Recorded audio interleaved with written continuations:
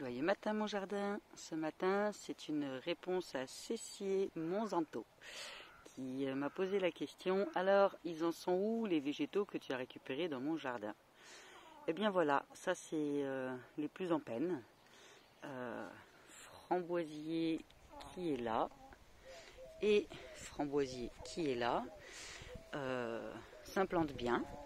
Hein. Donc là, on a le petit d'avant. Et là, le petit qui repousse. Ici, on a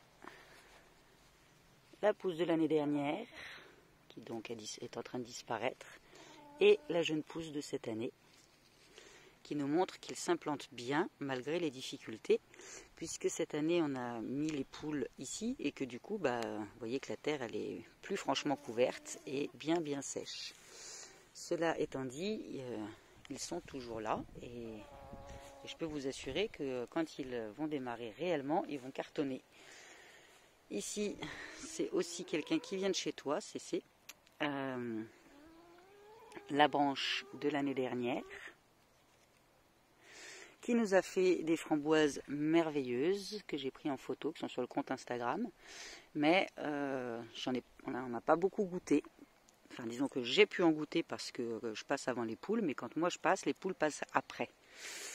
Donc, on ne les a pas vraiment goûtés, mais comme tu peux voir, c'est là, il est en train de faire une immense pousse.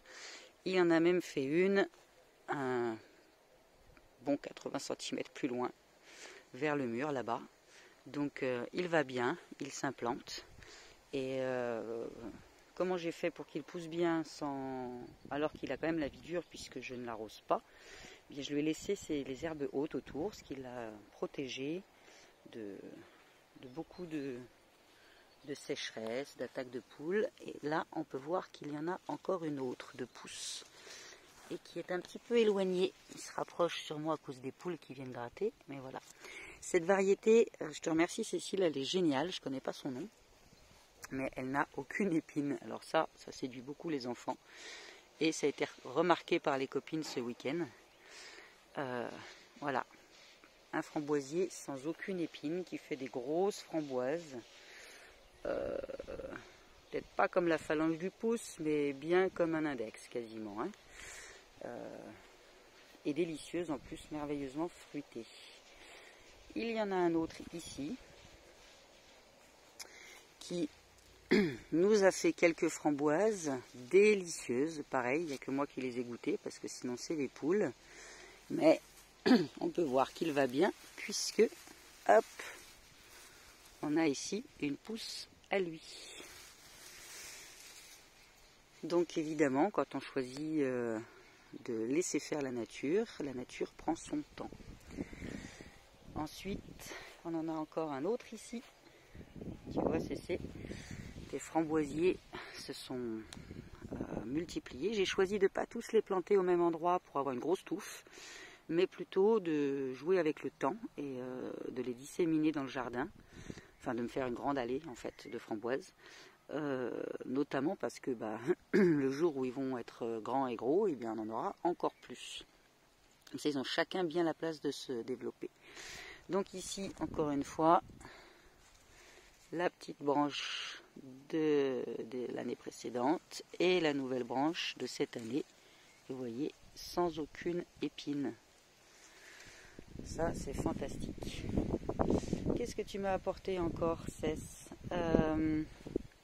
Les thym. Là, c'est la future estrade pour la piscine. J'espère qu'elle arrivera à être construite avant la fin de l'été. Ici, c'est tout est fraisier. Voilà, tous les fraisiers sont là. Alors, les fraisiers, cette année, ils sont un peu en mode expérimental aussi. Et il y a aussi des poireaux.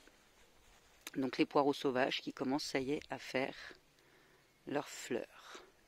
Les poireaux sauvages, ils sont délicieux. Il est fort possible que ce soit de l'ail sauvage finalement, mais dans un cas comme dans l'autre, il est merveilleusement bon. Et les fraisiers, ils s'éclatent. Ils ont souffert de la présence des poules. Pour moi, ils ont souffert aussi d'avoir aucune ombre. Alors je leur ai planté un peu de framboisier de façon à les ombrager pour les années futures. Et bon, bah voilà, ils sont contenus par ce grillage qui nous sert à pouvoir manger des fraises.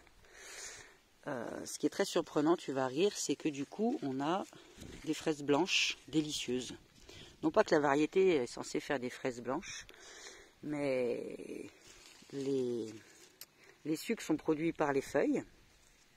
Donc elles sont hyper sucrées, les feuilles font bien leur job. Mais comme les fraises elles-mêmes n'arrivent pas à voir le soleil parce qu'elles sont toutes en dessous, j'aurais aimé vous en montrer une aujourd'hui, mais là maintenant je n'en trouve pas. On a eu plein d'amis ce week-end, du coup elles ont été bien dégustées.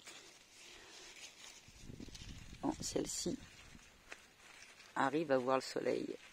Donc voilà, en tout cas, cette fraise qui ne semble pas mûre comme ça à la couleur, elle est mûre au toucher. On sent qu'elle est juste après le ferme, qu'elle est encore ferme mais déjà moelleuse. Et si je la goûte, oh là là, une pure merveille de sucre. Donc, les fraises ne prennent pas tout à fait la couleur, puisqu'elles ne voient pas directement le soleil. Mais je peux vous assurer qu'elles ont un parfum extraordinaire. Et ça a beaucoup surpris les amis de manger de la fraise blanche du coup. Le petit thym citron vient de chez toi aussi, Cesse. Regarde, il va bien, il grandit. Ce thym, c'est le thym que j'ai récolté. Il va bien aussi. Vous voyez que chez moi, il y a toujours des herbes au milieu, mais tout ça, ça ne me dérange pas. Il y a aussi des branches. Bon, ça, c'est à cause des poules, c'est moins rigolo. Oh, je vois une magnifique fraise là. Hop, on met la main dans le grillage. C'est un peu à la Fort Boyard. En bas, celle-ci, elle est bien colorée. Un régal. Elles sont délicieuses tes fraises, Cesse. Voilà, plus encore d'autres, mais enfin, j'en suis déjà à 7 minutes 30 de vidéo. Donc c'est pour te dire que tout ce que tu nous as offert, eh bien, ça galope dans le jardin. Ça s'implante bien. Et un grand merci. Une belle journée à vous, puis je vous dis à demain. Ciao.